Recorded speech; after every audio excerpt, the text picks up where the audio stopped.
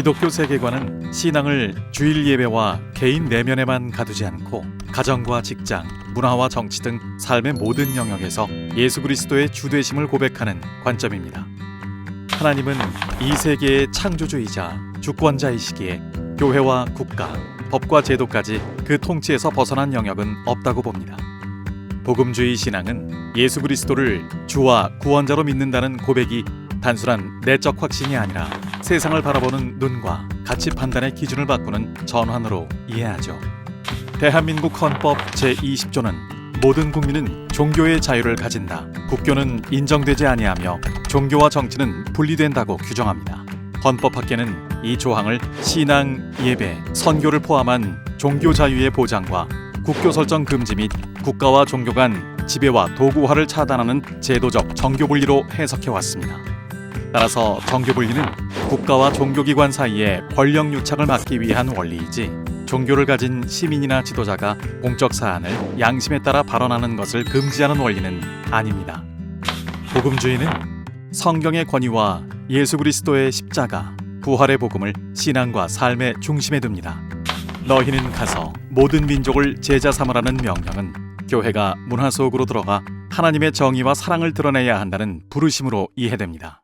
최근 로잔운동이 하나님의 정의와 평화를 구현하며 사회 변혁에 참여하는 신앙인의 책임을 강조한 것도 이런 공적 책임의식을 재확인하는 흐름인 것이죠. 예수님의 가이사의 것은 가이사에게, 하나님의 것은 하나님께 바치라는 말씀은 교회와 국가의 관계 측면에서 자주 인용됩니다.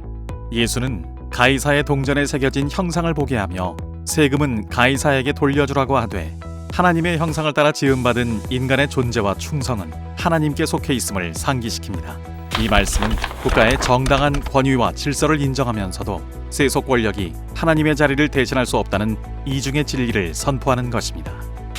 정교분리는 이 관점에서 국가와 교회의 고유 사명을 구분하되 양쪽 모두가 하나님의 주권 아래 있다는 사실을 확인하는 제도적 장치라고 할 수 있습니다.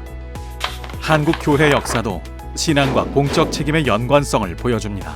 3.1운동과 독립운동, 권위주의 정권 시기의 민주화운동에 많은 기독교인과 교회가 참여해 신앙 양심에 따라 인권과 자유를 주장했습니다. 이들은 교회의 이름으로 정권을 잡으려 한 것이 아니라 하나님 앞에서 인간의 존엄과 자유를 지키려 했다는 점에서 의미가 있습니다.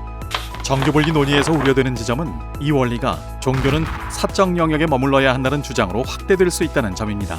성경은 세상이 하나님의 진리를 불편해해 왔음을 증언합니다. 예언자들이 권력과 다수의 죄를 지적할 때 박해를 받았던 것처럼 말이죠. 빛이 세상에 왔으나 사람들이 자기 행위가 악함으로 빛보다 어두움을 더 사랑했다는 말씀은 진리가 본질적으로 불편함을 동반한다는 사실을 드러냅니다. 그러나 이러한 불편함을 이유로 신앙에 기초한 목소리를 공적 영역에서 배제하는 것은 바람직하지 않습니다. 오히려 그 목소리는 진리에 뿌리내리되 태도는 온유와 겸손으로 다듬어져 공공담론에 책임있게 참여해야 합니다. 이것이 성경적이며 민주사회에도 부합하는 방향입니다. 정교분리는 국교의 설정과 국가 종교 간 유착을 차단하기 위한 헌법 원리입니다. 종교를 가진 시민과 종교단체가 양심에 따라 법과 정책, 공공선을 논의하고 비판하는 것은 형사법과 선거법 등의 한계를 넘지 않는 한 헌법이 보장한 자유에 속한다는 것이 다수 견해입니다. 형사법과 선거법은 사기, 폭력, 부패, 불법 선거운동 등 구체적 위법을 다루며 정교분리는 그 법 집행의 헌법적 기본 구조를 규율합니다. 이 둘을 혼동할 경우 정교분리가 마음에 들지 않는 종교활동 전반을 제재하는 기준처럼 오용될 위험이 있습니다. 결국 정교분리는 신앙을 억누르기 위한 장치가 아니라 교회와 국가가 각자의 자리에서 책임을 감당하도록 돕는 질서입니다.